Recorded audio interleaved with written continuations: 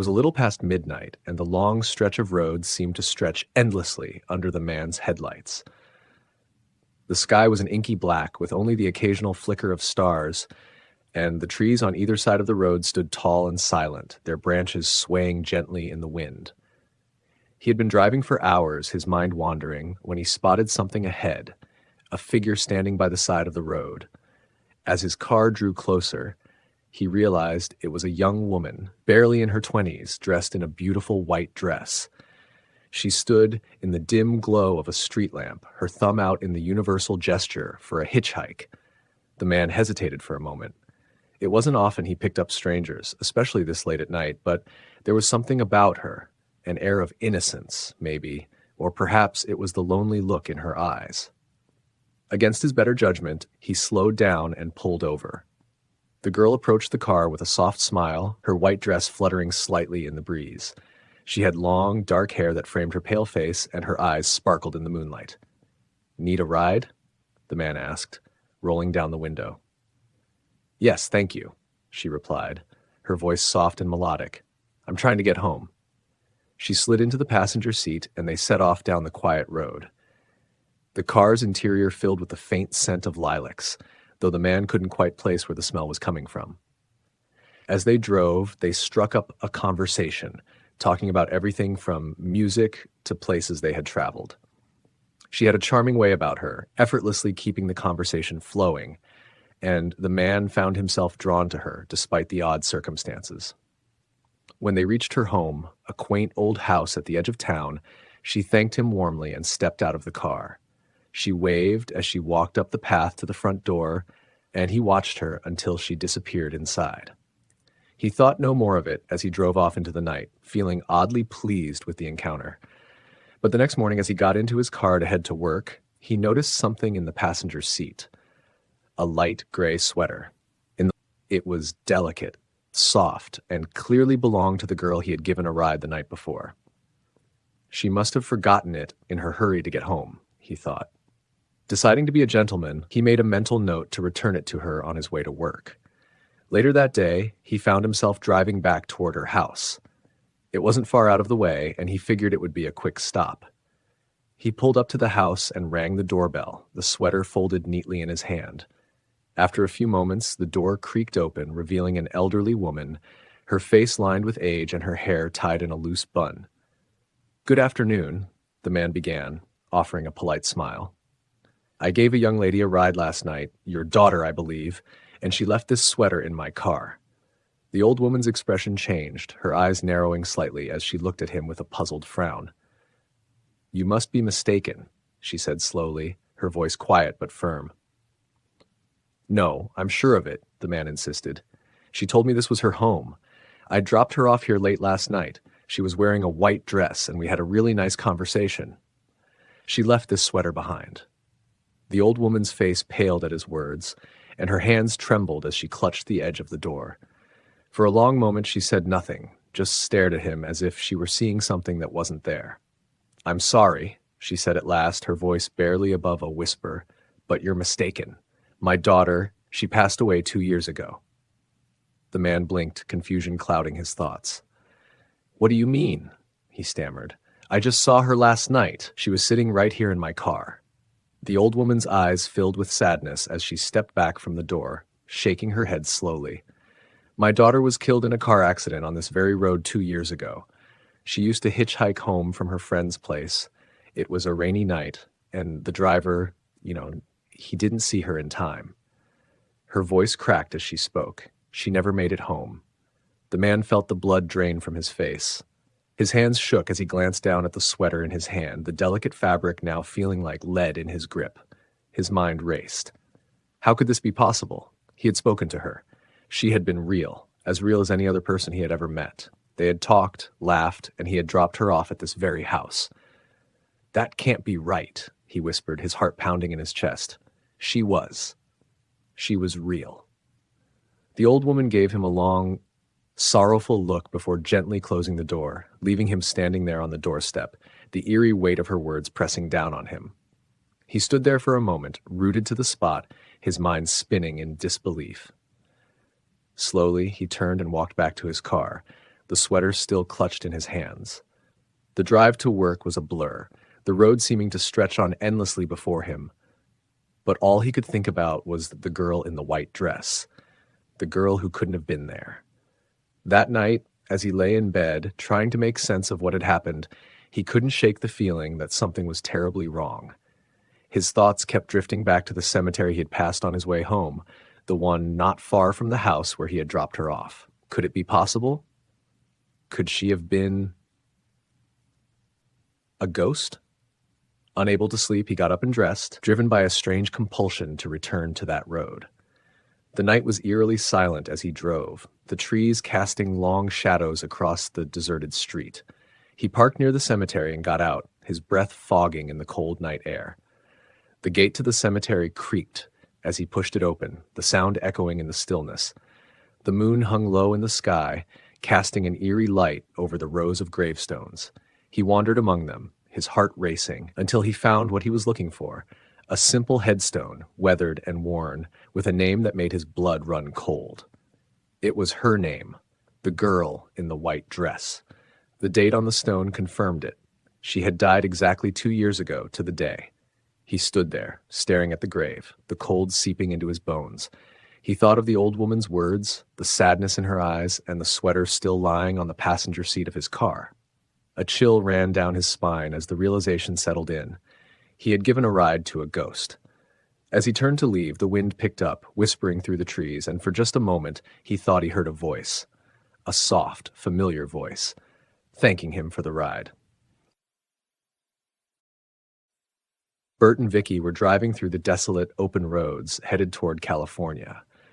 The plan was to start fresh, find better work for Bert, and leave behind their troubled life in the Midwest. But the journey was anything but peaceful. They bickered constantly, their strained relationship boiling over in the cramped confines of the car.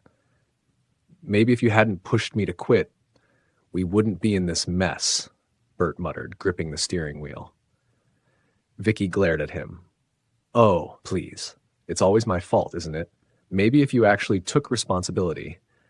Their argument was abruptly cut off by a sudden flash in the road, a figure darting out from the cornfields that lined the highway. Bert slammed on the brakes, but it was too late. The impact was immediate and brutal, the car shuddering as it hit the boy, his small body tumbling onto the asphalt behind them. For a moment, they sat in stunned silence. Then Vicky screamed. "Oh my God, Bert! You hit him!" she yelled, her voice trembling with panic. "It wasn't my fault," Bert snapped back, though the fear in his eyes was evident. "He came out of nowhere." They both scrambled out of the car, rushing to the boy's lifeless body. As they got closer, Bert noticed something disturbing. The boy's throat had already been slit, a deep gash running across it, and he was bleeding heavily. He was already hurt," Bert whispered, feeling a wave of cold terror wash over him. Vicky's eyes widened as she bent down and noticed something in the boy's small bag, a crude cross made entirely of corn husks, twisted and knotted together. She picked it up gingerly, an unsettling feeling creeping over her. "We need to get help," Bert said, his voice tight with fear. "There's a town nearby, Gatlin. We'll take him there." They hurried back to the car, leaving the boy's body behind as they sped toward the eerie, isolated town of Gatlin. The road seemed to narrow as they approached, the cornfields on either side growing unnervingly tall, casting long, shifting shadows across the road. When they finally reached Gatlin, the town appeared frozen in time. The gas station sign advertised prices from decades ago, and the buildings looked abandoned, their windows coated in dust. Yet there was an unsettling feeling that they weren't truly alone. "Something's not right here," Vicky whispered, her eyes darting around. Bert pulled up in front of a small church, its doors hanging crookedly on their hinges. "Stay here," he said. "I'm going to find someone." Vicky watched him disappear inside, her heart pounding. She sat in the car, anxiously scanning the streets, feeling the weight of the oppressive silence. Then she saw them, children, emerging silently from the cornfields, dressed in old-fashioned clothes, their faces pale and blank. "Bert!" she screamed, but it was too late. The children swarmed the car, their small hands yanking her from the seat. Vicky fought and kicked, but they were relentless, dragging her toward the center of the town. Bert heard her cries and rushed out of the church, but what he saw made his blood run cold. The children had Vicky, their eyes devoid of emotion, as they beat her with wooden sticks. Bert yelled, charging at them, but as he neared, the children scattered into the cornfields, disappearing into the shadows. Vicky was gone. Bert's heart pounded in his chest as he frantically searched for her, his mind spinning. The town felt like a trap, an endless maze of dilapidated buildings and thick, looming corn. As night fell, the air grew colder, and the town seemed even more deserted than before. Desperate, Bert ran into the cornfields, the stalks towering over him like walls closing in. He called for Vicky, but there was no response, only the eerie rustling of the corn in the wind. Finally, as dawn began to break, Bert stumbled upon a horrifying sight. Vicky, tied to a cross made of weathered wood in the middle of the field. Her lifeless body hung limply, her eyes missing, her face twisted in agony. The barbed wire that held her in place gleamed in the early morning light. Bert's legs gave out beneath him as he collapsed in horror. He had lost her. The cornfields, which had once seemed so ordinary, now felt like the heart of something far more sinister. Before he could process the horror of what he was seeing, a deep rumble began to shake the ground beneath him. Bert looked up in terror as something massive began to stir in the corn. The stalks rustled violently, parting to reveal a towering figure, its eyes glowing red like embers in the night. It was a monster, an ancient, hulking creature that seemed to rise from the very soil itself, its body twisted and gnarled like the roots of the corn. Bert tried to run, but the creature's presence was suffocating, pulling him back toward it as if the earth itself were holding him down. The children emerged from the corn once more, watching in eerie silence as the monster approached Bert. Its massive hands reached out, gripping him with inhuman strength. Bert's screams echoed through the fields as the creature tore him apart, his blood soaking into the soil, nourishing the corn that grew in endless rows around him. The children, their faces emotionless, bowed their heads in reverence to the ancient being they called He Who Walks Behind the Rows. This monster, the true master of Gatlin, had claimed another sacrifice, and the children of the corn would continue their twisted worship, bound to the dark force that ruled their isolated world. As the sun rose over the cornfields, Gatlin remained as it always had, an abandoned town, forgotten by the outside world.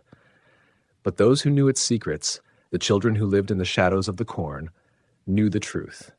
Gatlin belonged to something far older, far darker, than anyone could ever understand, and anyone who ventured too close would never leave. On a cold winter night, Emily found herself home alone for the very first time. Her parents had gone out for the evening, leaving her with the comforting presence of her loyal golden retriever, Max. Emily felt both excited and nervous, enjoying the independence but also keenly aware of the unsettling quiet that comes with being alone. She carefully locked all the doors and windows in the house, except for one, the window in her bedroom that never seemed to close all the way, no matter how hard she tried. She shrugged it off, figuring that the cold wind outside wouldn't make it past her thick curtains. As she settled into bed, Max curled up at her feet, and she let the soft murmur of the evening news keep her company. The anchor's voice grew serious, warning viewers about a dangerous individual who had been spotted in the area. Emily's nerves kicked in as she listened to the report, which urged people to stay alert and secure their homes. Shivering slightly, she double-checked the lock on her bedroom door before slipping under the covers. Sleep came in short bursts, but around midnight, a strange dripping sound pulled her from her uneasy slumber. Groggy and confused, she listened for a moment, her heartbeat quickening. The noise echoed faintly, its source unclear. She told herself it was nothing, just the plumbing or maybe a leaky faucet. Trying to reassure herself, she reached down from her bed to give Max a comforting pat. Feeling the warm touch of his tongue against her fingers calmed her, and she lay back down. The dripping sound persisted, however, nagging at her until she could no longer ignore it. Determined to find the source, Emily slid out of bed and tiptoed through the dark house. She checked the taps in the kitchen, the bathroom, even the laundry room. Nothing was leaking. Puzzled, she returned to her room, her fear creeping back. She reached out to Max once again, feeling that familiar lick, and the steady rhythm of the dripping noise lulled her back into a fitful sleep. Morning light streamed through her bedroom window, waking her abruptly. She stretched, trying to shake off the eerie feelings from the night before. Calling for Max, she expected him to hop up, tail wagging as usual. But he didn't.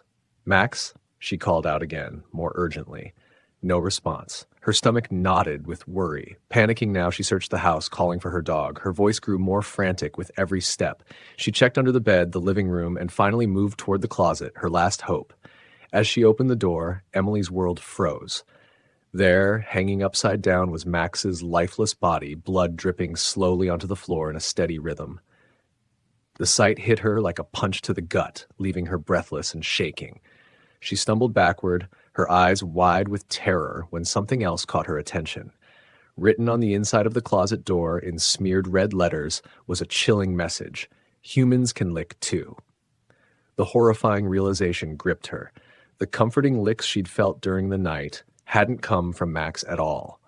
Her skin crawled and her heart raced as she frantically dialed 911, her hands trembling so violently she could barely press the buttons. As she waited for help to arrive, the house no longer felt like her home.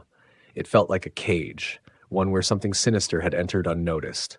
And as the sirens echoed in the distance, Emily was haunted by the truth. Whatever had been in her room that night hadn't left. It was still out there, watching, waiting for the next moment she let her guard down. In the heart of a bustling college campus, two best friends, Meg and Samantha, shared a small dormitory room that held countless late-night study sessions and whispered secrets. Their bond was unbreakable, each relying on the other to navigate the tumultuous waters of college life. As midterm exams approached, the atmosphere in the room shifted. Meg was determined to excel, while Samantha felt the pull of social obligations. One Friday night, Samantha received an invitation to a party. "You should come with me," she urged, her eyes sparkling with excitement. "I can't," Meg replied, her voice firm yet laced with disappointment. "I have to study. These exams are important." "Fine, but I'll be back early," Samantha promised, grabbing her jacket and rushing out the door, leaving Meg surrounded by textbooks and highlighters. The night wore on, and Meg buried herself in her notes, the quiet hum of the dorm a comforting backdrop. Meanwhile, Samantha danced and laughed, losing herself in the rhythm of the party, unaware of the dark shadows lurking beyond her cheerful demeanor. When she finally returned to the dormitory, she noticed the lights were off. "Meg must be asleep," she whispered to herself, careful not to disturb her friend. She tiptoed past the common area, her heart still racing from the excitement of the night, and opened the door to their room. The darkness enveloped her, and she felt a chill crawl up her spine as she reached for her bedside lamp. But she hesitated. Meg had always been sensitive to light when sleeping, so Samantha opted to leave it off. Early the next morning, sunlight filtered through the curtains, casting a warm glow across the room. Samantha woke with a start, her mind buzzing with thoughts of their impending exams. She turned to Meg, ready to discuss study plans, but her friend lay unusually still. "Meg, wake up! We need to go over the material," Samantha called, shaking her friend gently. There was no response. A pit formed in her stomach as she leaned closer, brushing Meg's hair away from her face.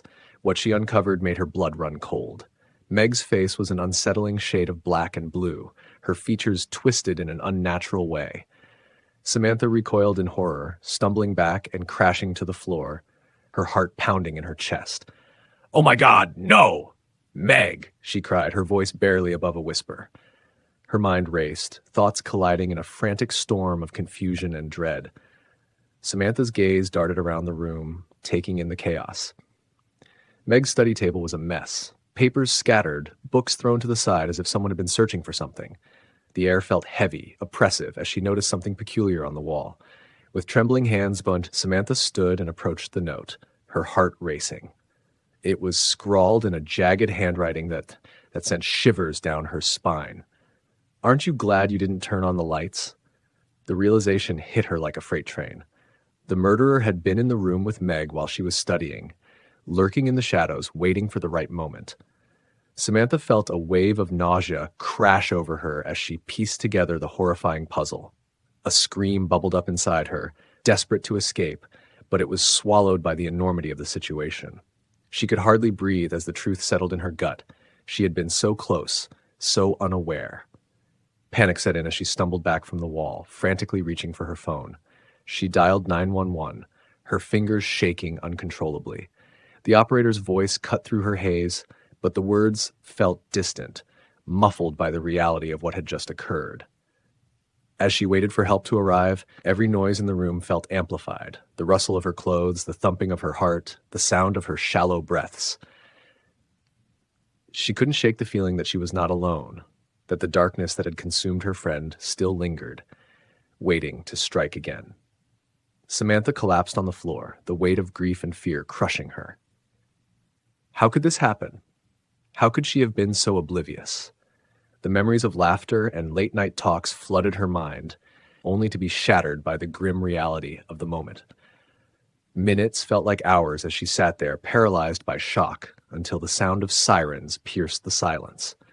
The flashing lights illuminated the hallway outside, bringing with them the promise of help and the horror of the truth. When the authorities finally entered the room, they found Samantha huddled in the corner, her face pale and haunted. They moved quickly, assessing the scene, their trained eyes catching every detail.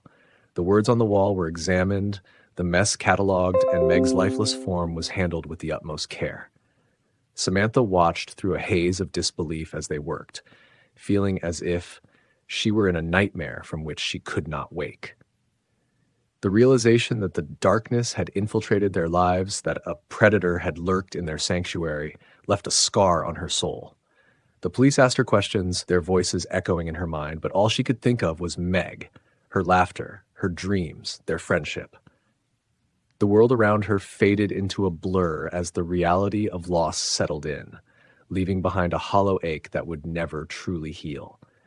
As the sun rose higher in the sky, casting light on the room that had once held so many memories, Samantha understood that this day would forever be etched in her mind. It was the day her life changed irreversibly, the day darkness seeped into the light, leaving only shadows behind.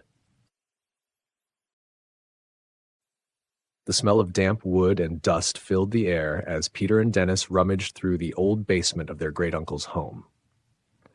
The two brothers had been tasked with clearing out the house after their great-uncle passed away, and while most of the items in the basement were nothing more than forgotten relics of the past, one object caught their attention. In the corner, half covered by a worn sheet, was a peculiar toy, a clapping monkey. Its fur was matted and gray, its symbols tarnished, but its eyes gleamed with an unsettling life. The boys stared at it for a moment, the toy's grinning face staring back at them before Peter reached out and picked it up. As he did, a faint creaking sound echoed through the basement, almost like the house itself was groaning in protest. "Hey, look at this!" Peter said, turning the monkey in his hands. "It's so old. Do you think it still works?" Dennis hesitated. There was something about the toy that made his skin crawl, but he couldn't put his finger on it. "I don't know. Maybe we should just leave it," he muttered, glancing around the dimly lit basement, feeling a strange sense of unease. Peter ignored his brother's apprehension and wound the key on the monkey's back. The mechanism inside clicked and whirred to life, and then, with a sudden jolt, the monkey's arms began to move. The cymbals clapped together with a metallic ring that echoed unnervingly in the small space. Clap, clap, clap. The brothers watched in silence, but as the clapping slowed to a stop, the air seemed to shift, growing colder. A gust of wind swept through the basement, though no windows were open, and Dennis could have sworn he heard a faint whisper like someone calling out from far away.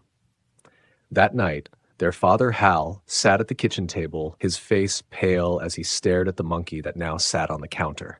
He had found it earlier that evening, left carelessly on the kitchen counter by Peter.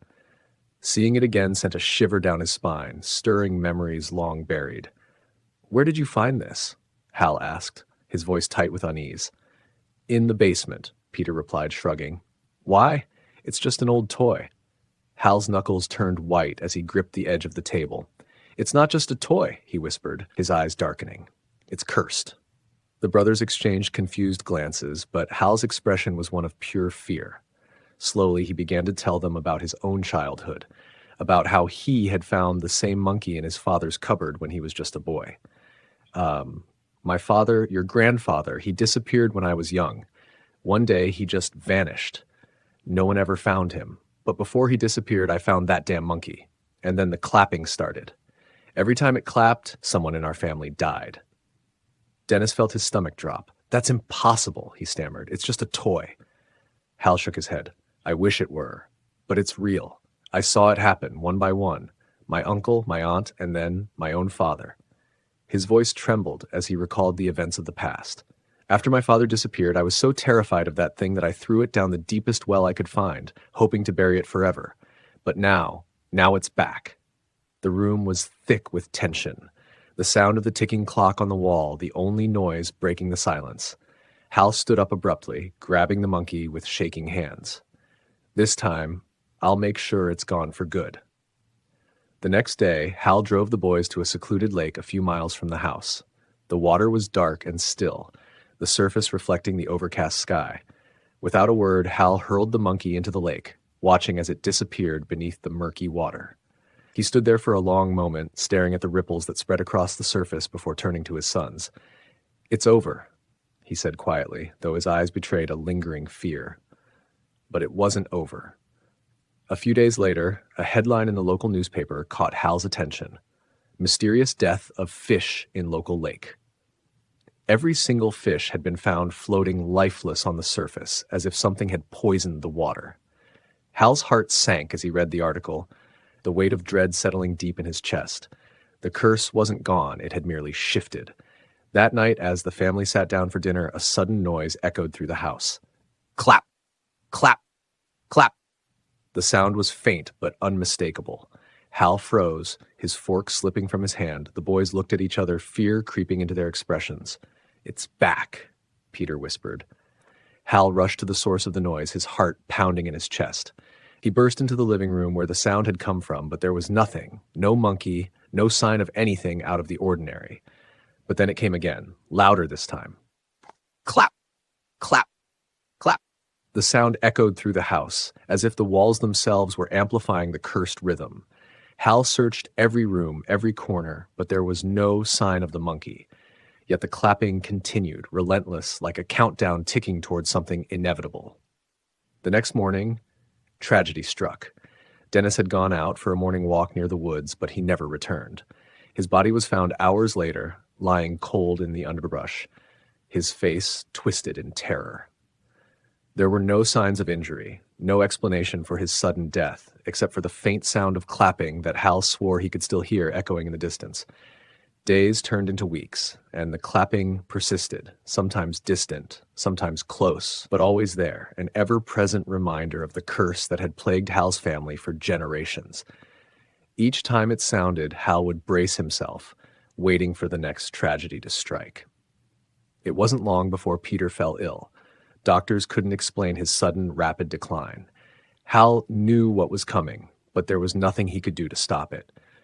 The curse had taken hold once more, and no matter how far he ran, no matter where he tried to hide the monkey, it would always find its way back. Late one night, as Peter lay on his deathbed, Hal sat by his side, holding his son's hand, his heart breaking. The clapping had grown louder now, almost deafening, as if the cursed toy was mocking him, reminding him of its power. As the last breath escaped Peter's lips, Hal heard the final clap. The house fell silent, the curse seemingly satisfied, at least for now. Hal knew deep down that it wouldn't be the last time. The monkey was out there, waiting, biding its time, and it wouldn't stop until every last member of his bloodline was gone. Dolores had always been a girl with a flair for the dramatic. Her giant beehive hairdo was her crown, a statement of her individuality that she maintained with almost obsessive devotion. After graduating high school, she moved into a small, cramped apartment, thrilled at the prospect of living alone for the first time. But the thrill quickly faded as she struggled to pay rent and buy groceries. Still, she made sure to set aside a few bucks for her hair, her pride and joy. Every week, she would visit her hairstylist, Gina, who spent hours perfecting the towering masterpiece atop Dolores's head. You've got to keep it healthy, Gina would remind her. No washing too often, use this special spray, and never sleep on your back. Dolores followed the instructions meticulously, convinced that her hairdo was her ticket to popularity, beauty, and maybe even love. But one morning, just as the sun's rays filtered through her thin curtains, Dolores awoke with an unbearable itch at her scalp. She scratched frantically, wincing as a sharp pain pierced her skin. It felt as though a fire ant had made a home in her hair, and panic began to set in. After a quick inspection in the mirror, she was horrified to discover red, swollen bumps dotting her scalp. Desperate to find relief, Dolores turned to home remedies. She tried everything: tea tree oil, vinegar rinses, even aloe vera gel. Yet, the itch only worsened, spreading down her neck and into her ears. After a sleepless night, she finally realized the culprit: a spider bite. Gritting her teeth, she called an exterminator, convinced that the issue was a spider infestation. "Don't worry, I'll take care of it," the exterminator reassured her, spraying a thick mist around her apartment. But after he left, the pain persisted, and Dolores found herself sobbing in frustration. "What now?" she muttered to herself. Her hair was beginning to feel like a curse. Finally, she couldn't take it anymore. She stormed out of her apartment, determined to visit Gina for immediate help. The salon buzzed with chatter and laughter as she pushed through the door, but her heart sank when she saw the line of clients waiting for attention. "Dolores! Wait your turn!" Gina called from across the room, but Dolores was having none of it. In a moment of impulsive rage, she shoved a middle-aged woman from the salon chair. "I need you now!" she declared, her voice shaking with desperation. Gina looked shocked but grabbed her tools and moved toward Dolores. "You really shouldn't." But Dolores couldn't hear her over the roaring sound of her own heartbeat. As Gina began to unwrap the beehive, a sudden chill swept through the salon. Dolores felt something crawling on her neck. She flinched but couldn't bring herself to look. The world around her faded, and she was consumed by the anticipation of relief. Then horror struck. A black widow spider scuttled down her cheek, followed by another and another. Panic erupted in the salon as clients shrieked and scrambled for the exits. Gina stumbled back, her hands trembling as she dropped her comb. "Oh my God, Dolores!" The beehive hairdo, once her pride, now became a grotesque nest.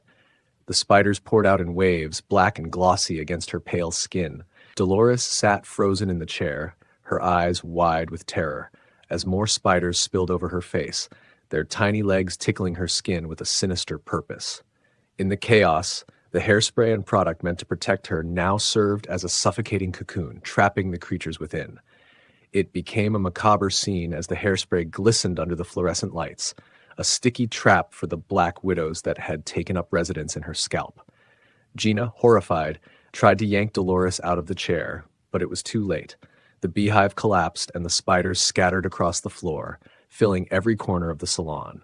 Clients were screaming, chairs were overturned, and mirrors shattered as everyone rushed for the exit, desperate to escape the nightmare unfolding before them. Dolores's heart raced as she felt the swarm enveloping her. She wanted to scream, to run, but her body wouldn't move. Instead, she sat paralyzed, an unwilling host to the horrors crawling beneath her once majestic hairdo.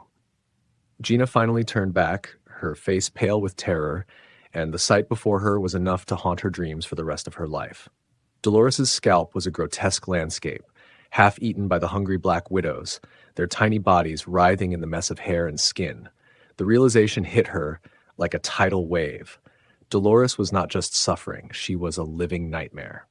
In the end, Dolores's desperate pursuit of beauty had led her to a horrifying fate. The salon, once a place of laughter and camaraderie, transformed into a scene from a horror film, a reminder of the dangers lurking beneath the surface of even the most glamorous facades. And as the screams faded into the night, the beehive that had once defined her beauty became her tomb, a silent testament to the price of vanity. We lived in a modest old house, a place that had stood for decades, its wooden floors creaking beneath every step, its dimly lit corners steeped in shadows. My wife and I lived there quietly, sharing the space with our beloved black cat, Pluto. There was something comforting about his presence, his soft purring, his gentle gaze, the way he would curl up on my lap in the evenings as we sat by the dim glow of the fire. In those moments, life seemed simple, peaceful even. Pluto was more than just a pet. He was a companion, a friend who seemed to understand me in a way that few did. I cherished him. But there was a darkness in me that I could not control, a darkness that only grew stronger with time. My temper was quick to rise, and the bottle became my closest confidant. It was on those nights, with the haze of alcohol clouding my mind, that my affection for Pluto turned into something twisted. I don't remember the exact moment when it began, but I started resenting the cat. His presence, once comforting, became a silent judgment. His eyes, once filled with trust, now seemed to pierce through me, a constant reminder of the man I was becoming. It was one of those nights, one of many, when the alcohol had dulled my senses, that I did something unforgivable. Pluto had crossed my path, innocently brushing against my legs, but in my drunken rage, it felt like a provocation. My hands acted before my mind could stop them. I grabbed the cat, his soft body writhing in my grip, and in a horrifying act of cruelty, I hung him. His lifeless body swung before me, the once comforting purring now replaced by the terrible silence of death. In that moment, I felt nothing but numbness. It wasn't until the next day, when the fog of my drunkenness lifted, that the weight of my actions crushed me. Guilt gnawed at my insides, but it was too late. Pluto was gone, and with him, the last shred of my humanity. Not long after Pluto's death, something strange happened. Our house, our home, was engulfed in flames. The fire came suddenly, violently, and we barely escaped with our lives. Everything was lost, every belonging consumed by the ravenous flames. But as I stood there, staring at the charred remains, one thing stood out. Amidst the ruins, one wall had miraculously survived the fire, and on that wall was an image I would never forget, a haunting imprint of Pluto, his body twisted and hung just as I had left him. The sight chilled me to my core. How could this be? How could the fire, which had devoured everything else, leave behind this grotesque reminder of my sin? I tried to convince myself that it was some trick of the mind, some cruel coincidence, but deep down, I knew the truth. Pluto's death had cursed me, and I would never escape it. Days turned into weeks, and the weight of guilt pressed down on me like an iron shackle. My wife noticed the change in me, though she said nothing. She, too, had loved Pluto, but we never spoke of him again. Life, for all its attempts to return to normal, was forever altered. It was on one of those dark, lonely evenings that I stumbled into a dingy bar, trying to drown the whispers of guilt that echoed in my mind. That's when I saw it. Sitting by the door, half hidden in the shadows, was a cat, a black cat, eerily similar to Pluto. But there was something different about this one. A small white patch marked its chest, a slight deviation from the all-black fur of my former pet. I don't know why I did it, but I brought the cat home. Maybe I thought it would ease the guilt, maybe I saw it as a second chance, or perhaps it was Pluto's spirit calling me back to face my wrongdoings. My wife was hesitant at first, but the cat quickly won her over, just as Pluto had all those years ago. Yet, for me, the new cat was no comfort. Every time I looked into its eyes, I saw Pluto staring back at me. Accusing, haunting. It followed me everywhere, its silent presence a constant reminder of the sin I could never escape. The guilt festered, growing into something dark and monstrous inside me. One evening, as my wife and I descended the cellar steps, the cat darted between my legs, causing me to stumble. In that moment, all the rage, all the guilt, everything I had been suppressing came boiling to the surface. I reached for the cat, my hands shaking with fury, ready to end it once and for all. But my wife intervened, grabbing my arm, pleading with me to stop. In the chaos of the moment, my anger turned on her. I hadn't meant to hurt her, but the force of my rage was uncontrollable. She fell, her body crumpling at the bottom of the stairs. The silence that followed was deafening. My wife, my dear, innocent wife, was dead. Panic set in. I couldn't let anyone find out. In a fit of desperation, I hid her body inside one of the walls in the house. I plastered over it, sealing away my crime, just as I had sealed away my guilt. The cat watched me the entire time, its unblinking eyes following my every move. Days passed, and the police came to investigate her disappearance. I was careful, calm, playing the part of the grieving husband. I thought I had gotten away with it. But on the final day of the investigation, as the officers prepared to leave, a noise erupted from behind the walls, a loud, persistent cry like that of a cat in distress. The officers froze, their eyes locking on the wall I had so carefully sealed. They began to tear it down, brick by brick, until the horrific truth was revealed. There, entombed within the wall, was the rotting body of my wife, her face twisted in death. And beside her, curled up and very much alive, was the cat, grinning, meowing, its eyes burning with a malevolent glow. It was as if the cat had been waiting for this moment, waiting for me to face the consequences of my sins. I screamed, my mind unraveling as the weight of everything came crashing down. The officers dragged me away, but I knew I would never escape. Pluto, or whatever dark spirit inhabited that cursed cat, had exacted its revenge. And as I was led away in chains, I could still hear its meowing, a sound that would haunt me for the rest of my days. In a faraway village called Never Better, nestled between thick forests and a rolling mist that never seemed to lift, lived a boy named Jeremy Johnson. The village was small, isolated, and had its share of strange occurrences, but none were as strange as the story of Jeremy. Since he was a child, Jeremy was haunted by a ghost, a shadowy figure that always lingered near him, whispering in the darkness when no one else could hear. But rather than fear the ghost, Jeremy became friends with it. The spectral presence was his only companion in a world that treated him like an outcast. The villagers of Never Better mocked Jeremy, calling him crazy, a troubled boy who spoke to thin air. They sneered at him in the streets, taunting him for what they couldn't understand. To them, he was just a strange boy with a strange mind. But Jeremy knew better. He knew the ghost was real, though he had never seen its face. It only appeared as a shape in the dark, a soft voice in his ear, but it protected him, warned him of danger, and, at times, filled the loneliness in his heart. Life in Never Better grew darker for Jeremy as he aged, and the ridicules only increased. But then, one day, he met a girl named Ginger. Ginger was different from the other children in the village. She didn't mock him or run away when he told her about his ghostly companion. Instead, she laughed and said, "Well, if you have a ghost friend, I'll just have to meet them, won't I?" Jeremy's life changed that day. Ginger was lively, mischievous, and fearless. She invited Jeremy to join her in a prank on the town baker, who was notorious for being mean-spirited. Together, they snuck into the bakery late at night and rearranged all of his tools and ingredients. The next morning, the baker was baffled when he found flour in his pots and sugar on the floor. Jeremy had never laughed so much in his life. But there was something else about Ginger that made Jeremy uneasy. Though he didn't tell her, the ghost had warned him about her, its voice more urgent than ever, telling him to be careful. Jeremy didn't understand why. Ginger was kind, fun, and daring. She made him feel normal for the first time in his life. Days turned into weeks, and Ginger and Jeremy grew closer. They spent their time together planning more pranks and exploring the old, crumbling corners of the village. It was during one of their adventures that Ginger discovered something chilling in Jeremy's family's bookstore. They found a section of old, dusty books in the back, untouched for decades.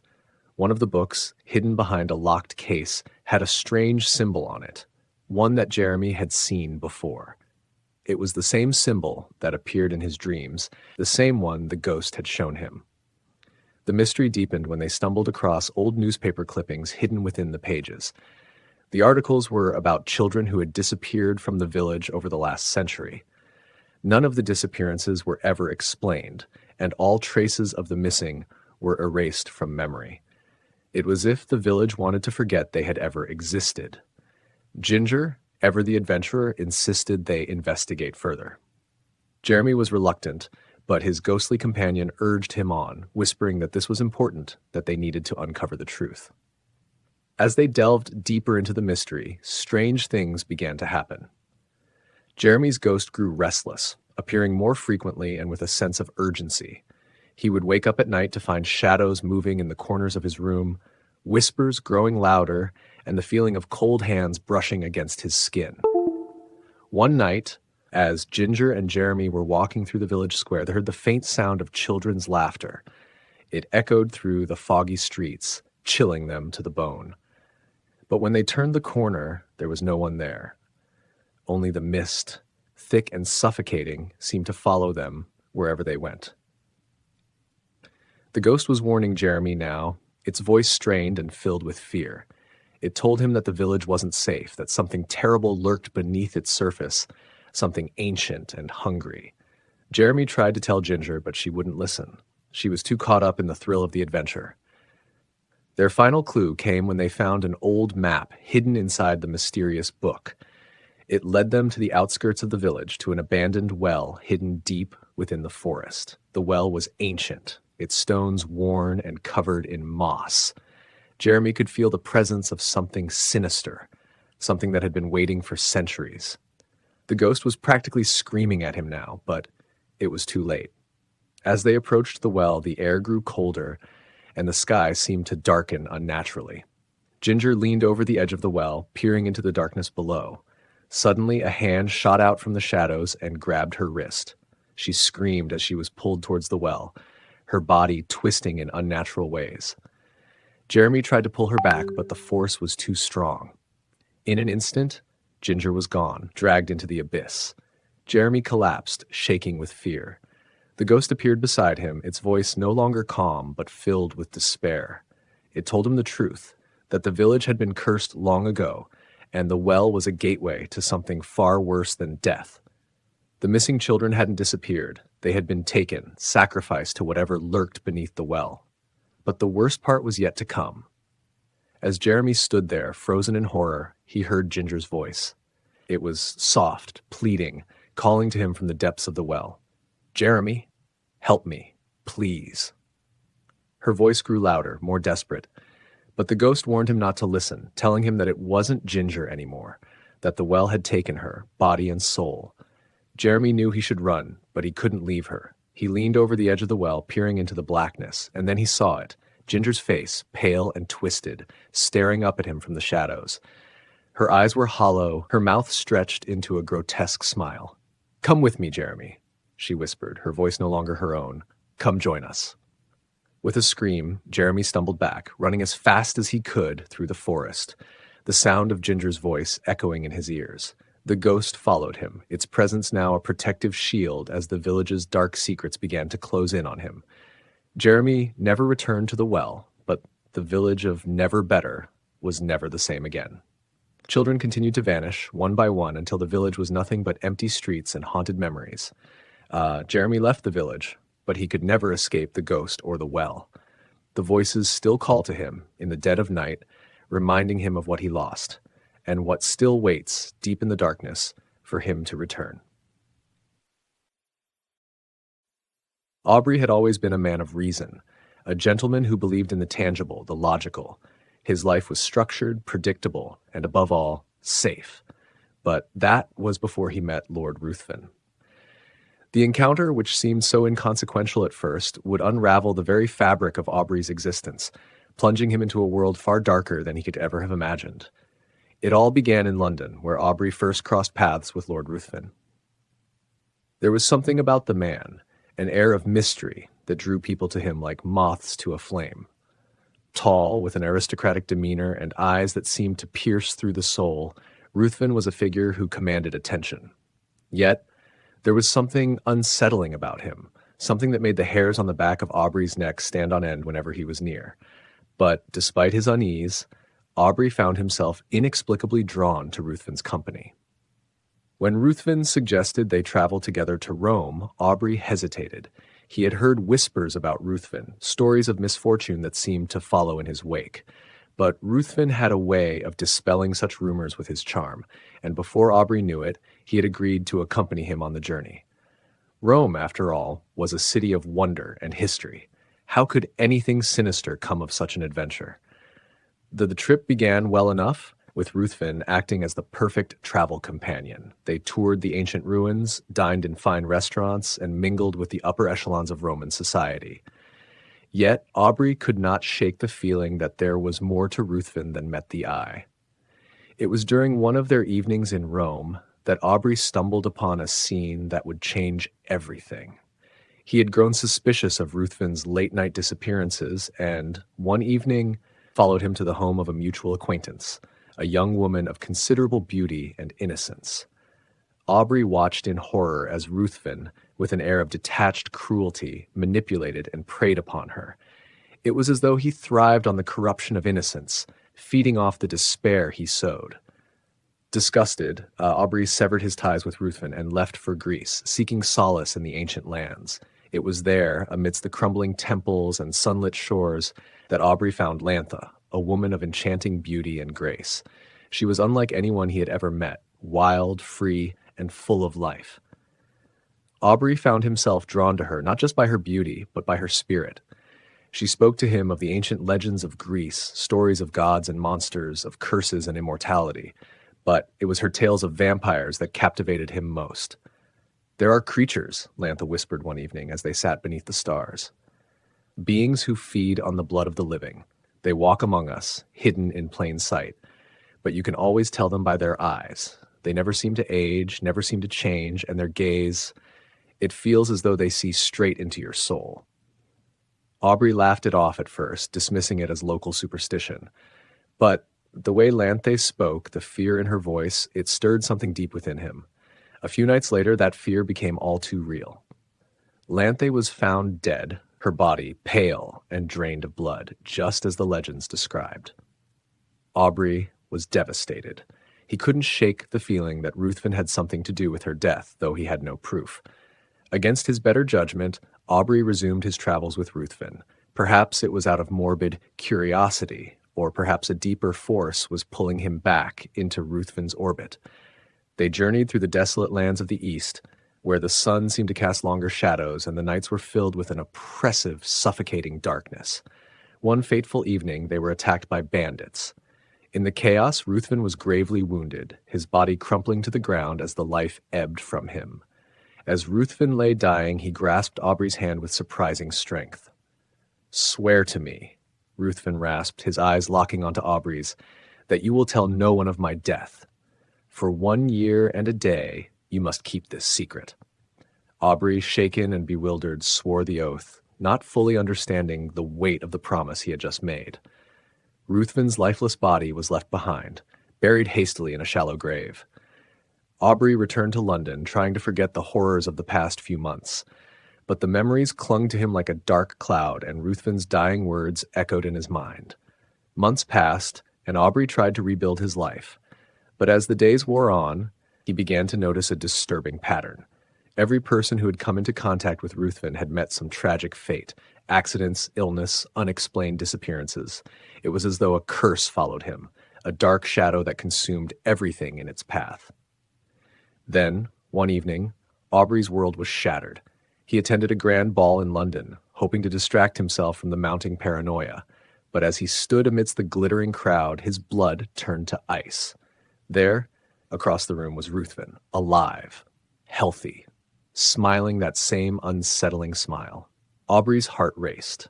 How could this be? He had seen him die, had buried him with his own hands, and yet there he was, as if nothing had happened. Worse still, Ruthven had set his sights on Aubrey's sister, a gentle and kind-hearted woman who was the light of his life. Ruthven began courting her and soon after proposed marriage. Aubrey was frantic. He knew what Ruthven was, life though he could not speak the words. The oath he had sworn bound him in silence, trapping him in a nightmare of his own making. Desperation clawed at Aubrey's mind. He wrote a letter to his sister, pouring out his heart, warning her of the danger she was in. But it was too late. The letter did not reach her in time. Ruthven and his sister were married in a lavish ceremony, and on the night of their wedding, tragedy struck. Aubrey's sister was found dead, her body cold and lifeless, her skin as pale as snow. Every drop of blood had been drained from her veins. Ruthven had vanished, leaving behind only the hollow shell of the woman Aubrey had loved most in the world. The horror of it all consumed Aubrey. He had failed. Bound by an oath he should never have taken, he had allowed the monster to destroy everything he held dear. And now Ruthven was out there, somewhere, preying on the innocent, leaving death in his wake. Aubrey's mind shattered under the weight of guilt and terror. He could no longer distinguish reality from nightmare. Everywhere he looked, he saw Ruthven's eyes, cold and predatory, watching him from the shadows. Murlock returned home from the forest, the weight of exhaustion heavy on his shoulders. The long day had taken its toll, but it was more than the physical strain. It was the gnawing dread that had clung to him for days. The cabin, small and isolated, sat against the backdrop of the endless, shadowed woods. Inside, his wife lay motionless, her body racked by violent fits. Murlock could do nothing but watch, helpless. Her skin was clammy and pale, her breath ragged and shallow. Each gasp rattled through the air as her body convulsed in his grasp. Desperately, he tried to calm her, to bring her back from the brink, but there was no saving her. The fits worsened until, with one final shudder, she went still. Still. For a long moment, Murlock sat frozen, staring at her lifeless body, the silence of the cabin pressing in on him. His wife, the woman he had shared his life with, was gone. Her face, once so familiar and warm, was twisted in death. As though even in her final moments, she found no peace. He could feel the hollowness settle in his chest, a deep void that swallowed him whole. He didn't cry. Murlock wasn't the kind of man to weep, even in the face of unimaginable grief. He simply sat there, his mind numb and his body heavy with exhaustion. Time passed, though he had no sense of it. The moonlight filtered in through the window, casting eerie shadows on the walls of the small cabin. Eventually, fatigue overtook him. His body slumped in the chair beside her, and despite the oppressive atmosphere in the room, Murlock's eyes closed. He fell into a restless sleep, unable to keep watch over the body any longer. A sound jolted him awake in the dead of night, a distant, faint cry, almost like the wail of a lost child. Murlock's heart raced as he listened, his eyes scanning the darkened room. The sound came again, louder now, more insistent. He tried to shake off the grogginess, but fear held him rooted in place. The cry pierced the night air, filling the cabin with an unsettling, otherworldly presence. Murlock remained frozen, unable to move as the wail grew louder, closer. The cabin felt colder, the chill seeping into his bones as the sound echoed through the room. Then, as abruptly as it had started, the crying stopped, leaving an oppressive silence in its wake. He strained to listen, his heart pounding in his chest. In the stillness, he could hear something else, a soft, almost imperceptible rustling sound, as if something or someone was moving in the darkness. The hair on the back of his neck stood on end. The sense of dread grew, thickening the air around him. With a trembling hand, Murlock reached for his rifle. He raised it toward the shadows, his finger hovering over the trigger. The silence was unbearable, each second stretching out as the unseen presence seemed to crawl closer. In a moment of panic, he fired, the shot ringing out in the small cabin. The deafening noise did nothing to dispel the thick, suffocating atmosphere. He lit a candle, the flickering flame casting weak light across the room. His breath caught in his throat as the glow revealed something in the corner of the room, something far worse than he could have imagined. A large, shadowy figure hunched over the body of his wife, its eyes reflecting the candlelight in a way that sent a shiver down his spine. The creature's jaws were locked around her neck, its sharp teeth sinking into her flesh. It wasn't an animal, not in any ordinary sense. Its body was sleek and muscular, its fur dark as the night itself, but there was something unnatural about it. The way it moved, the way its eyes glowed, it wasn't of this world. Murlock could only stare in horror as the creature dragged his wife's body across the floor, the sound of its teeth tearing through her neck, filling the air. Panic surged through him, and he stumbled forward, shouting and waving the rifle in a desperate attempt to scare it away. The creature snarled, a deep, guttural sound that made Murlock's blood run cold. It looked at him, its gaze sharp and intelligent, before slinking back into the shadows, disappearing as quickly as it had appeared. For a moment, Murlock stood there, his heart pounding in his chest, unsure if what he had seen was real. His eyes darted around the cabin, searching the darkness for any sign of the creature, but it was gone. He dropped to his knees beside his wife, his hands trembling as he reached for her. Her body was cold, lifeless, but it wasn't just the bite marks on her neck that made his stomach turn. As he leaned closer, he saw something clenched between her teeth, a small, torn piece of the creature's ear. Murlock recoiled in horror. It was the same creature that had just stalked the shadows of his cabin, the same one that had dragged her lifeless body across the floor. But how could she have fought back? She had been dead, lifeless, before the creature even arrived. The realization dawned on him with a sickening clarity. This was no ordinary predator. It was something far darker, something that didn't belong in this world, and it had come for her. But the thought that haunted Murlock most wasn't that the creature had killed his wife. It was the knowledge that it would return.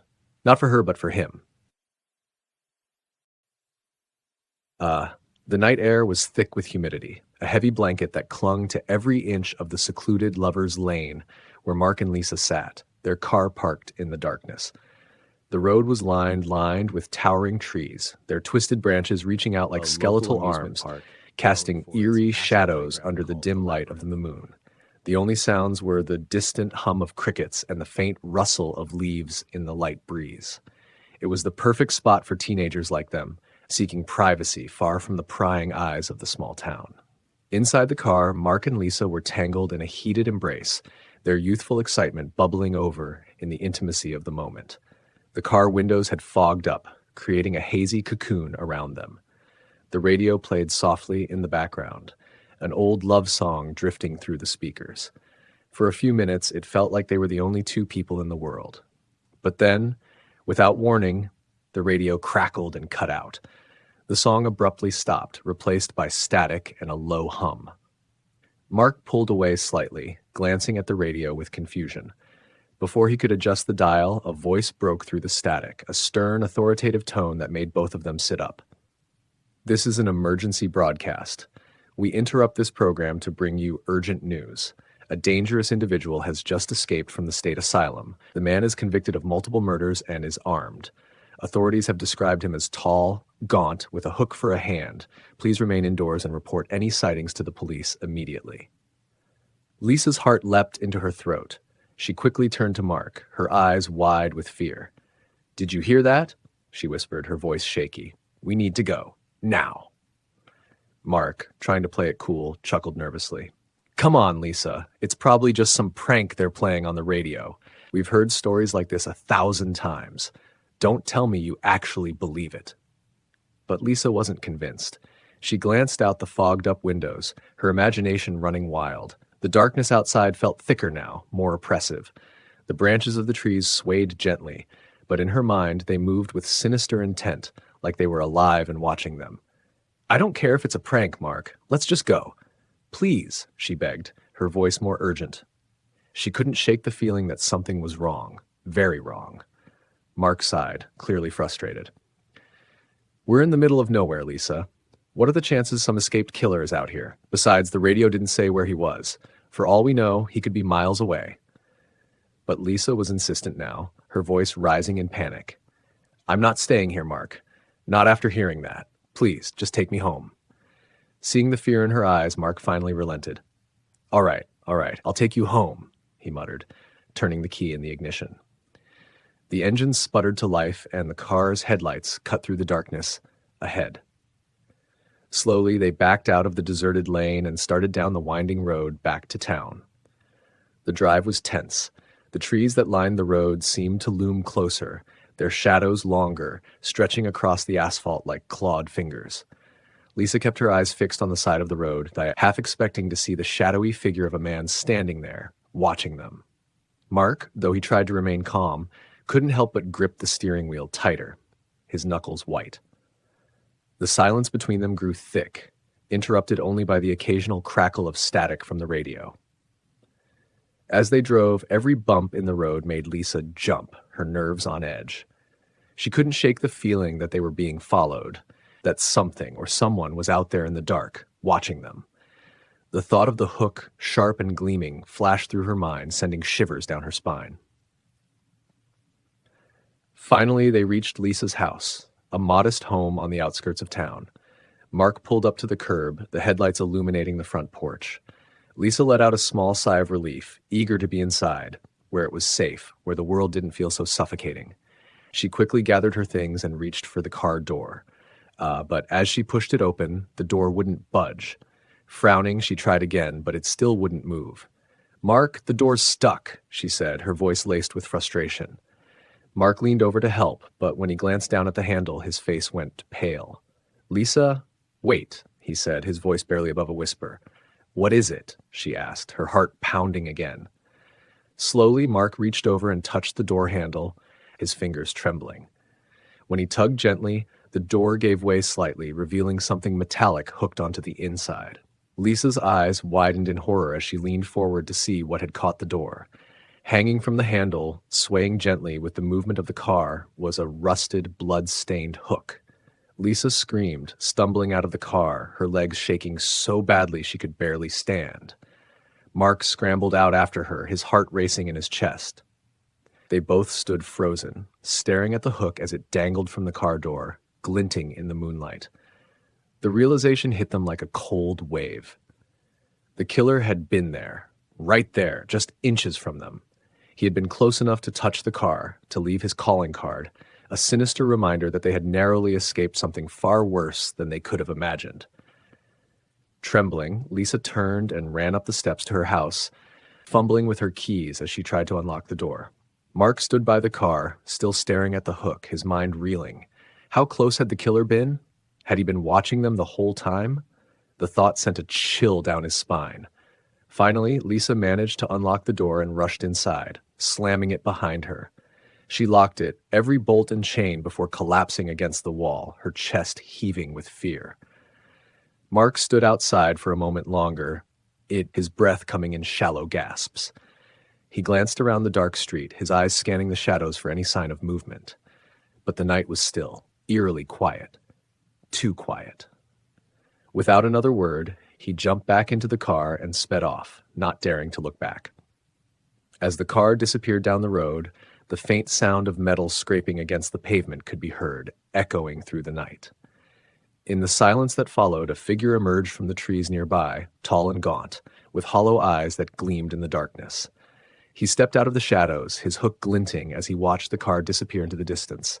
He had been so close, so very close. But there would be other nights. There would be other lovers. It was a dreary, rain-soaked evening when Sergeant Major Morris arrived at the home of Mr. and Mrs. White, his weathered face illuminated by the flickering flames of the fireplace. The Whites, a humble couple living in the isolated outskirts of town, welcomed Morris with warm smiles. He was an old family friend, though his demeanor had changed in recent years. He carried with him the weight of things seen and done in distant lands, and his eyes, once bright, now seemed haunted.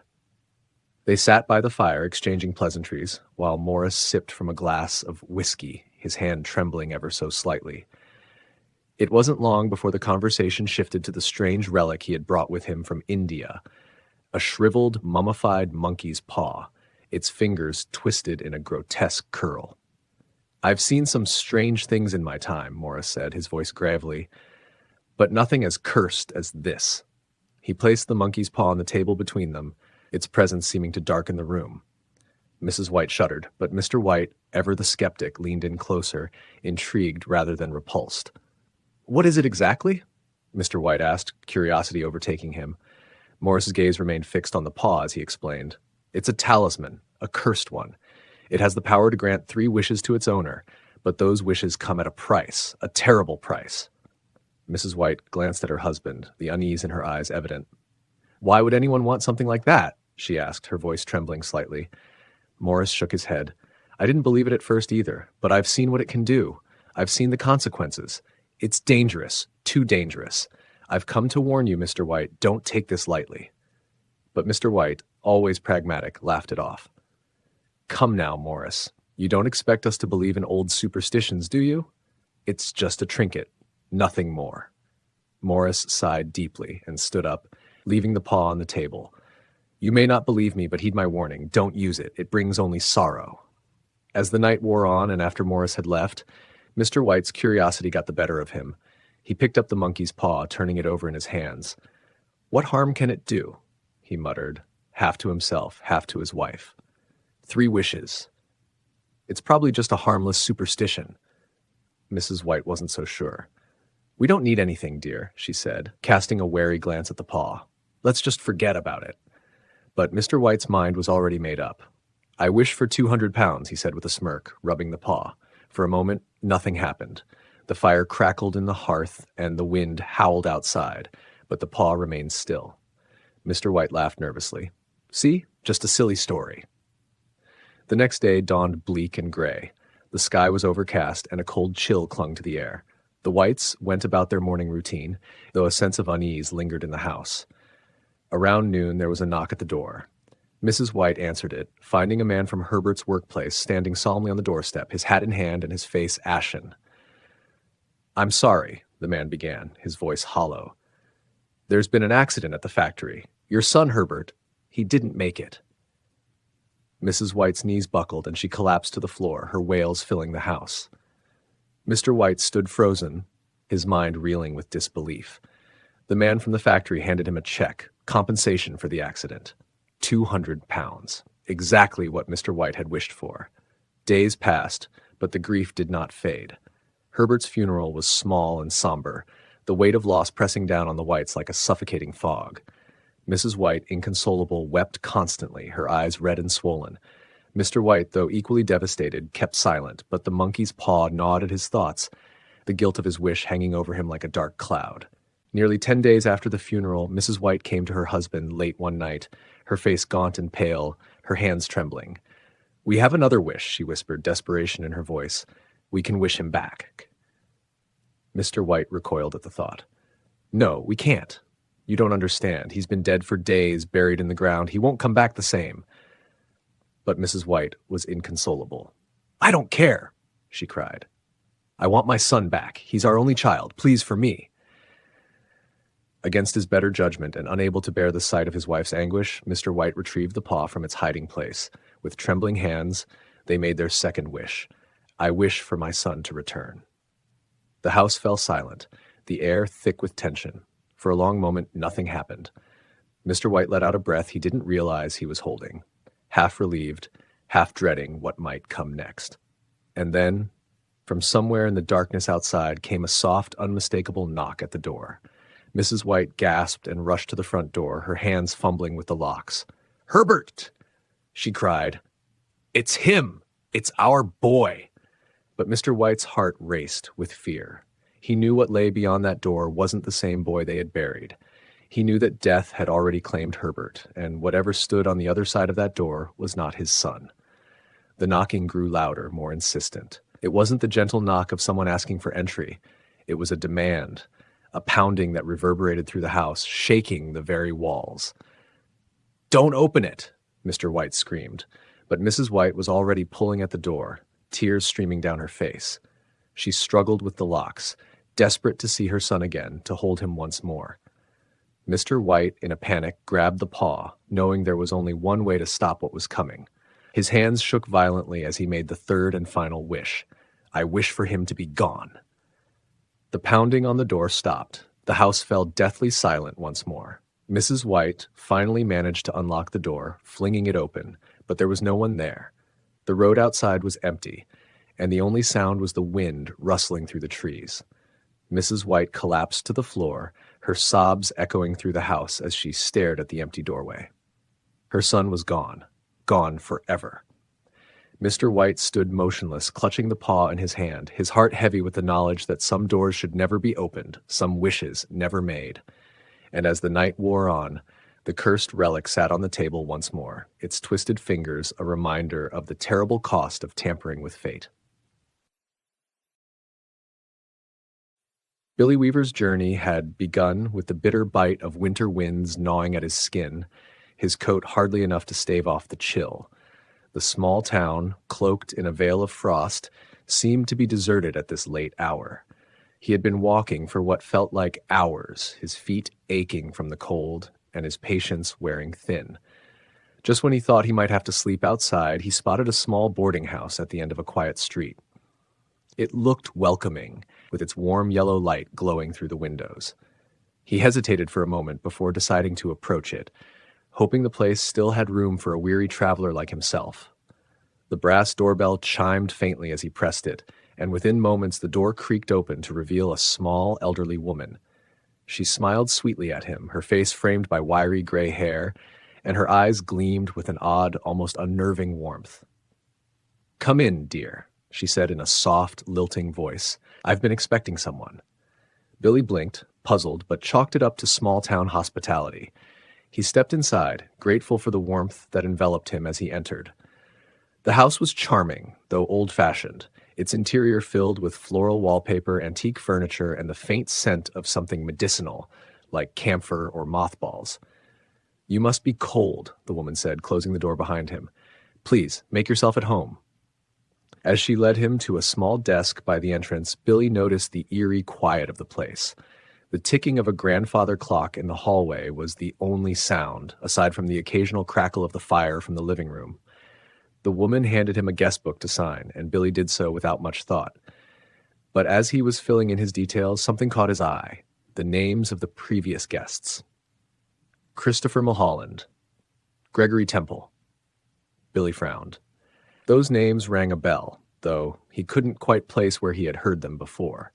For a moment, a strange unease settled in his stomach, but he shook it off, attributing his discomfort to exhaustion from his long journey. With his name signed and the necessary details filled out, the woman beamed at him. "Now, come sit by the fire, dear," she said. "Would you like something to eat or drink?" "I'm all right, thank you," Billy replied, his voice stiff from fatigue. "I think I'll head to bed soon." But the old woman was insistent, her hands fluttering around him like a nervous bird. "Just a cup of tea, then. It'll warm you right up." Reluctantly, Billy agreed, and they sat down in the living room, a cozy space with a fire crackling in the hearth. As they sipped tea, Billy's attention drifted to the odd decor of the room. On the mantel above the fireplace sat a dusty parrot cage, though the bird inside it didn't make a sound. In fact, it was eerily still, perched on its bar, its glassy eyes staring vacantly ahead. Near the fire lay a dog, curled up as if asleep, but something about its motionless body made Billy feel uneasy. "Is the parrot all right?" Billy asked, trying to suppress the creeping sensation of dread crawling up his spine. The old woman glanced at the bird and smiled. "Oh, my dear, no," she said matter-of-factly. "Neither the parrot nor the dog are alive anymore. They've been with me for years." Billy felt his stomach turn. His eyes darted back to the dog lying motionless near the fire, and he realized with growing horror that its fur was unnaturally stiff, as if it were a stuffed figure. He suddenly found it hard to swallow, the tea in his cup growing cold in his hand. He tried to mask his discomfort by continuing the conversation. "So, have there been many other guests lately?" Billy asked, his voice now tinged with nervousness. "Oh, yes," the old woman replied with a soft sigh. "There have been a few. Mr. Mulholland and Mr. Temple were such charming boys. Mr. Mulholland had the most lovely skin, so soft, so perfect." Billy's heart skipped a beat, the names she mentioned triggering a flash of memory. He had read those names somewhere before, recently, in the newspaper. Both men had been reported missing under mysterious circumstances, and now he was sitting in the very house where they had stayed. His mind raced, trying to piece together the impossible realization that was dawning on him. The names, the strange stillness of the animals, the way the old woman spoke of her previous guests, as though they were still present in some way. His pulse quickened, and an icy chill ran down his spine as the fire seemed to grow dimmer, the warmth in the room now feeling oppressive, suffocating. "I think I'd better head to bed," Billy said abruptly, standing up too quickly and nearly spilling his tea. The old woman's smile didn't falter. "Of course, dear," she said sweetly, standing as well. "I've prepared the coziest room for you. Just up the stairs, second door on the left." Billy nodded stiffly, trying to maintain his composure as he made his way up the narrow staircase. Each step creaked underfoot, and his heart pounded in his chest as he reached the door she had mentioned. He hesitated for a moment before opening it. The room was small, simple, and perfectly ordinary, except for one thing. In the corner, hanging on the wall above the bed, was a large framed photograph of the old woman with two young men standing beside her, both of them smiling politely. Billy's blood ran cold when he recognized the faces, Mr. Mulholland and Mr. Temple. His head spun, and the walls seemed to close in on him. He had to get out. He had to leave this place before something terrible happened. He turned to leave the room, but as he reached for the doorknob, he heard the faintest whisper behind him. He froze. "Billy." The voice was soft, almost like a breath, but unmistakably close. He turned slowly, his heart thudding in his chest, and his eyes fell on the photo once again. The faces of Mr. Mulholland and Mr. Temple now seemed to be staring directly at him, their eyes no longer filled with polite smiles, but with something darker, something sinister. Panic surged through him, and Billy rushed out of the room, stumbling down the stairs. He had to leave, had to get out before the nightmare overtook him. But as he reached the bottom of the stairs, the old woman was there, standing in the doorway, her smile no longer warm, but cold and menacing. "Where are you going, dear?" she asked softly, her voice like silk over steel. Billy opened his mouth to respond, but no words came out. The walls seemed to close in on him, the air growing thick with a suffocating weight. His legs felt like lead, and his vision blurred as the world around him dimmed. He never made it out. For as long as I could remember, I had been haunted by a recurring nightmare. Each night it would come, slowly building, shifting in small but unnerving ways, as though the dream itself was growing with me. The scene was always the same. I was visiting a friend's house, and everything about his family felt off. There was an aura of menace that I couldn't quite place, a heaviness that pressed down on me every time I stepped through the door. But the centerpiece of these nightmares was always the same woman, Mrs. Stone, the mother of my friend. She radiated an unsettling energy, her eyes cold and predatory, her smile far too wide. Each night, Mrs. Stone would assign me to sleep in a dreadful room, high up in a tower that loomed over the rest of the house. The room was suffocating, the walls damp and moldy, and the air thick with the stench of decay. The bed, an ancient four-poster draped in tattered curtains, sat like a throne in the middle of the room, waiting for me. And I could feel it. The presence that lingered there, watching, waiting. In my waking life, the dream was nothing more than an oddity, a curiosity that I couldn't shake, though it left me unsettled.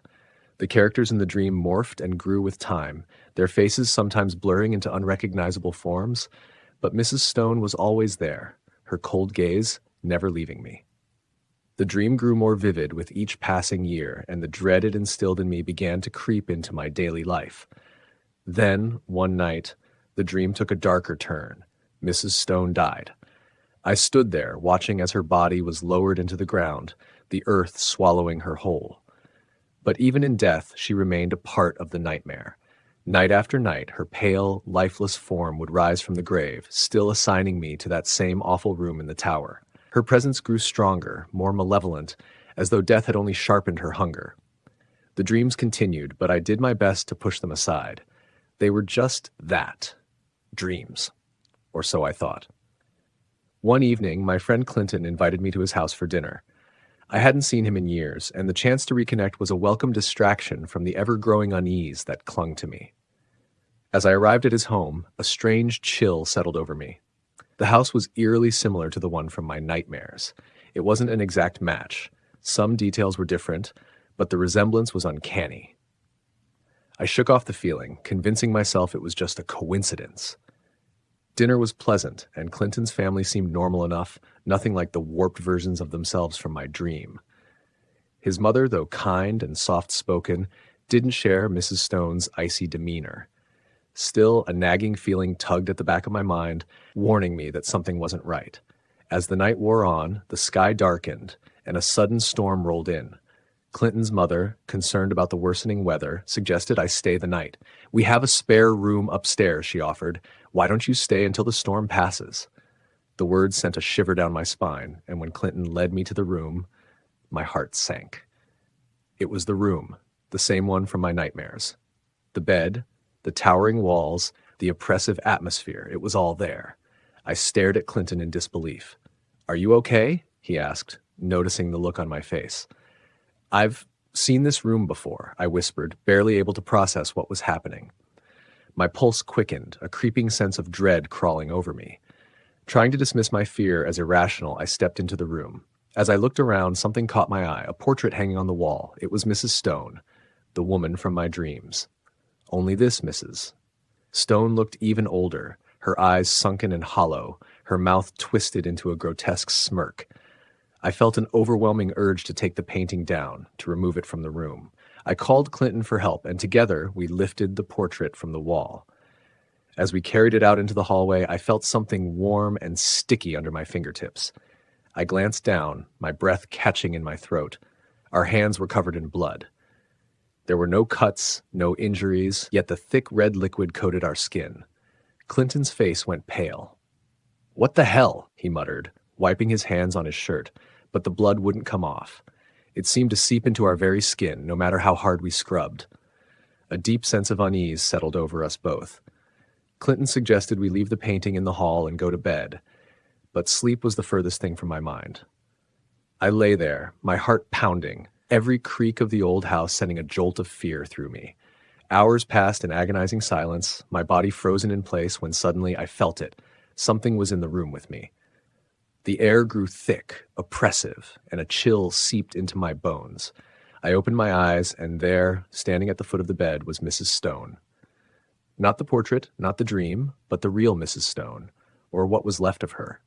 Her skin was pale, almost translucent, and her eyes glowed with a cold, unearthly light. She grinned, her teeth sharp and glistening in the dim light. "I've been waiting for you," she whispered, her voice like the hiss of a snake. I scrambled back, my heart hammering in my chest. "You can't be real," I stammered, but deep down I knew she was. This was no dream. "You've been marked," she said, her grin widening. "And now it's time for you to join me." I leapt from the bed, desperate to escape, but Mrs. Stone moved faster than I could have imagined. She was on me in an instant, her cold fingers wrapping around my throat. Her strength was inhuman, and as I struggled against her, I could feel my energy draining, my life slipping away. She leaned in close, her lips brushing against my ear.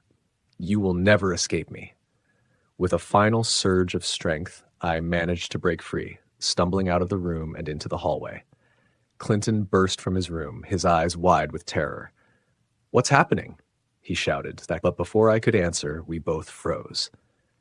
The portrait, the one we had moved to the hall, was back on the wall in the room, and this time Mrs. Stone's eyes seemed to follow us, her painted lips curling into a sneer. "We need to get out of here," I gasped, grabbing Clinton by the arm. We raced down the stairs, the house groaning and creaking around us as if it were alive, as if it were trying to trap us inside. We fled into the night, the storm raging around us, and didn't stop running until we reached the edge of town. Breathless and shaking, we collapsed onto the wet ground, neither of us daring to look back. The next morning, an old newspaper caught our attention. The headline chilled me to the bone. Mrs. Stone's coffin found erupted again. Local authorities perplexed. It detailed the strange occurrences surrounding her grave, how the coffin had been found above ground several times, despite being buried deep. It was then that I knew. This was no coincidence. Mrs. Stone had never been at rest, and now she had marked me. No matter how far I ran, no matter how hard I tried to escape, I would never be free from her ghostly grasp. The cold wind howled against the windows as the group of girls huddled together in the dimly lit living room. It was a typical sleepover. Snacks, gossip, and ghost stories to pass the time while their friends' parents were out for the night. The house, old and creaky, seemed the perfect setting for a spooky night, but none of them could have anticipated how real the horror would become.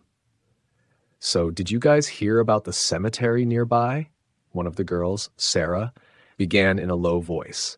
Her face was barely visible in the flickering light of a single candle they had lit for dramatic effect. The girls exchanged glances, curiosity piqued. "What about it?" Jenna, the most skeptical among them, asked, her tone laced with doubt.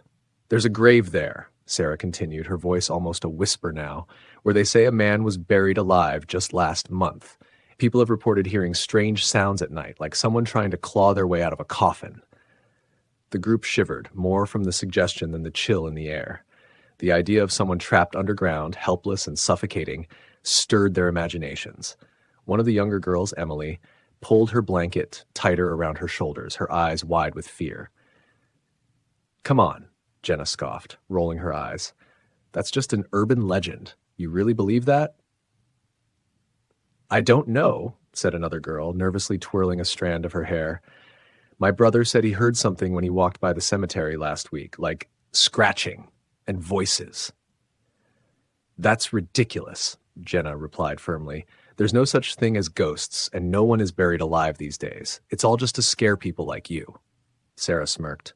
"Well, if you don't believe it, why don't you prove it?" Jenna paused, sensing a challenge. "What do you mean?" "I dare you to go to the cemetery," Sarah said, leaning in closer, her eyes glinting with mischief. Go to the grave of the man who's supposedly buried alive and drive a stake into the ground above his coffin. If there's no ghost, you've got nothing to worry about, right?" The room fell silent as the dare hung in the air. Jenna's lips tightened, and she could feel everyone's eyes on her. She wasn't one to back down from a challenge, especially not from Sarah, who loved to test her. "Fine," Jenna said after a moment, standing up. "I'll do it. I'll show you how ridiculous this whole thing is." Her friends exchanged uneasy glances. They knew Jenna was bold, but none of them liked the idea of her going to the cemetery alone. But before anyone could protest, she was already grabbing her coat. "I'll be back in 10 minutes, Jenna called over her shoulder as she walked toward the door. "Try not to get too scared while I'm gone." The wind was colder than she'd expected, biting through her clothes as she made her way through the deserted streets toward the cemetery. The streets were empty, save for the occasional rustling of leaves and the distant hum of traffic. The further she walked, the darker it became, the trees casting long, skeletal shadows that danced in the moonlight. When she reached the cemetery gates, they creaked open with an eerie groan. Jenna hesitated for a moment, glancing over her shoulder as if expecting someone to stop her. But the streets behind her were empty. She took a deep breath and stepped inside. The cemetery was old, its gravestones weathered and leaning, their inscriptions faded and barely legible. The air here was still, unnaturally so, and the only sound was the crunch of her boots on the gravel path. The moon cast a pale glow over the rows of graves, but it offered little comfort. As she approached the grave Sarah had mentioned, she could feel her heart beating faster. The grave was freshly dug, the earth still loose and disturbed. For a moment she thought she heard something, a faint scraping noise from deep beneath the soil, but she quickly dismissed it as her imagination playing tricks on her. Jenna pulled out the stake she had brought, a crude wooden thing she'd found in the shed behind the house, and knelt by the grave. Her breath fogged the air as she gripped the stake in both hands and prepared to drive it into the ground. "This is stupid," she muttered to herself, feeling a wave of embarrassment. "There's nothing here." But as she raised the stake to plunge it into the soil, a sudden gust of wind whipped through the cemetery, rattling the branches of the nearby trees. Jenna froze, her breath catching in her throat. She could have sworn she heard something again. Faint, but unmistakable. It was the sound of scratching, of nails clawing at wood. Her hands trembled, but she forced herself to finish the dare. She drove the stake into the ground, pushing it deep into the soil above the grave. As soon as the wood pierced the earth, the wind stopped, and an eerie silence fell over the cemetery. For a moment, nothing happened. Jenna stood up, her heart racing, waiting for something, anything to confirm her doubts. But there was only silence, cold and oppressive. "See?" she said aloud, though her voice sounded shaky. "Nothing." But as she turned to leave, she felt something tug at her coat. Panic surged through her, and she spun around, but there was no one there. The wind had picked up again, swirling leaves around her feet, and in that moment, she realized with horror that she had made a terrible mistake. She tried to move, but her feet wouldn't budge. It was as if something was holding her in place, pulling her down toward the grave. She looked down in terror to see that the hem of her coat was caught on the stake she had driven into the ground. In her haste to finish the dare, she had impaled her coat along with the soil. Her heart pounded in her chest as she struggled to free herself, but the more she pulled, the more tangled she became. She fell to her knees, frantically trying to tear the fabric loose, but it was no use. The panic clawed at her throat, her breath coming in ragged gasps. And then she heard it. A low, guttural voice, like a whisper carried on the wind, drifted up from beneath the ground. Challenge accepted. Jenna's scream was swallowed by the night. Morning came slowly, the sun casting long shadows over the cemetery as it rose. Sarah, Emily, and the others had waited all night for Jenna to return, but as dawn broke and there was still no sign of her, they knew something was wrong. With growing dread, they decided to go to the cemetery to find her. When they arrived, the sight that greeted them made their blood run cold. Jenna lay sprawled on the ground next to the grave, her face pale and lifeless. The wooden stake was driven through her coat and into the earth, but what made their stomachs turn was the position of the stake. It had pierced her chest, driven straight through her heart. Sarah fell to her knees, her hands shaking as she reached for the stake, and that's when she saw it. Carved into the wood, in small, jagged letters were the words, "Challenge accepted." None of them spoke. There was nothing to say. They could only stare in horror at the tragic proof that some dares were never meant to be accepted. In the ancient and quiet town of Ulthar, nestled between rolling hills and mist-covered woods, lived a pair of old, bitter souls. Their house, a crooked and crumbling structure, sat at the edge of the village, overgrown with weeds and tangled vines that seemed to choke the very life out of the land around it. The couple was infamous, though no one in town dared speak their names aloud. Everyone knew of their cruel habits, and they were spoken of in hushed tones. For as long as anyone could remember, they had taken a perverse pleasure in the suffering of the creatures that roamed near their property, especially the cats. The town itself had an odd relationship with its feline residents. Cats were revered in Ulthar. They wandered freely through its cobbled streets, darting in and out of homes, curling up on windowsills and lounging in patches of sunlight. To harm a cat in Ulthar was unthinkable. But the old couple at the edge of town cared nothing for such reverence. Any cat foolish enough to wander into their domain met a swift, brutal end. The residents had heard the screams, those terrible, screeching cries that echoed in the night, and many had witnessed the aftermath. The couple would leave the mangled bodies of the poor creatures at the boundary of their property, a warning to others. Yet no one ever dared to confront them. Fear was a powerful silencer, and so the villagers merely kept their cats close, whispering warnings to their children to keep away from the House of Horrors. One evening, as the orange sun sank beneath the horizon and long shadows stretched across the town, a group of strange travelers arrived in Ulthar. Among them was a young orphan boy named Menes, quiet and withdrawn, carrying with him his only companion in the world, a small, fragile kitten with fur as black as night. The travelers sought shelter in the town, staying at the inn for a few days.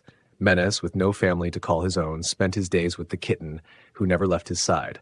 Together they wandered the town, exploring its winding alleys and basking in the warmth of the sun.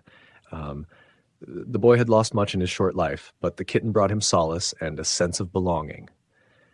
But Ulthar, with all its beauty, held a dark secret, and that secret soon found its way to Menes. One evening, while the travelers sat together by the fire in the inn, the kitten, curious and playful, slipped away unnoticed. The boy, realizing too late that his beloved companion was gone, searched frantically through the streets, calling its name into the growing darkness. He scoured every corner, every alley, but the kitten was nowhere to be found. The next day, as Menes continued his desperate search, the townsfolk whispered quietly among themselves, casting nervous glances toward the edge of town. It didn't take long for Menes to learn of the old couple and their dreadful ways. His heart sank as he realized what might have become of his kitten. He begged the villagers for help, pleading for someone to confront the old couple, but his cries fell on deaf ears. No one would dare challenge them. Menes was on his own. That night, under a sky heavy with clouds, Menes stood alone at the edge of the couple's property, his heart filled with grief and fury. The wind howled through the trees, carrying with it the eerie creaking of the old house's decaying wood. With no one to turn to, Menes knelt in the dirt, clutching the small collar of his lost kitten, and whispered a prayer, one not spoken in this world for centuries. His words, ancient and guttural, seemed to twist the air around him. The wind stilled, and the clouds above began to churn unnaturally, swirling as if guided by an unseen hand. Mena's eyes burned with an intense light as he continued his incantation, focusing all his energy, all his grief, into the words that tumbled from his lips. It was a prayer not of forgiveness, but of vengeance. As the night deepened, a strange and suffocating silence descended upon Ulthar. The town's cats, normally restless and active, were nowhere to be seen. They had vanished, all of them. The streets were empty, devoid of the soft pads of their paws and the comforting sounds of their purring. The villagers awoke in confusion, calling out for their pets, but there was no answer. Anxiety swept through the town like wildfire, yet no one dared approach the old couple's house. They feared what they might find. Morning came, gray and lifeless, casting an eerie pallor over the town. And then, as suddenly as they had disappeared, the cats returned. One by one, they emerged from the shadows, their sleek bodies slinking through the streets. But something was different. Their movements were slower, more deliberate. Their eyes gleamed with an otherworldly light, and their fur seemed unnaturally glossy. The townspeople watched in awe and unease as the cats silently made their way toward the center of the village, where they gathered in a strange, unsettling circle. They sat in unison, staring toward the edge of town, toward the house of the old couple. No one had seen the couple that morning, and a dreadful curiosity began to take hold of the villagers. What had become of them? A small group, led by the town's blacksmith, finally mustered the courage to approach the house. The air was thick with an unnatural stillness as they stepped onto the overgrown path leading to the decrepit home. The door, usually barred shut, hung open, creaking on its rusted hinges. Cautiously, they entered. What they found inside would haunt them for the rest of their lives. The house was eerily empty. Dust coated every surface, and the stench of decay hung heavy in the air. But it wasn't until they reached the back of the house near the garden that they saw it, the sight that would freeze their blood. Lying in the center of the room were two skeletons, their bones gleaming white and picked clean. The remains were twisted and contorted as if the owners had died in great agony. The skulls grinned up at the ceiling in a grotesque mockery of life, their hollow eye sockets staring into the abyss. Around them, the floor was littered with tufts of fur, and the claw marks etched into the wood told the story that the villagers could barely comprehend. The cats had returned with a vengeance. The villagers stood in horrified silence, unable to tear their eyes away from the skeletal remains of the couple who had once terrorized their beloved animals. There was no question about what had happened here. The cats had claimed their revenge, and in the most terrible of ways. Menez, the orphan boy, was never seen again after that night. The travelers had left Ulthar without him, and though some wondered what had become of the boy, none dared ask. Perhaps he had found peace in knowing that justice had been served. From that day forward, no one in Ulthar ever harmed a cat again. The felines roamed freely, their presence a constant reminder of the dark night when vengeance descended upon the town. And though the old couple's house stood abandoned, its door forever creaking in the wind, no one ever dared to go near it again. For in Ulthar it was said, the cats never forget. Thanks for watching. Don't forget to subscribe to the channel, like, comment, and share the video. See you next time.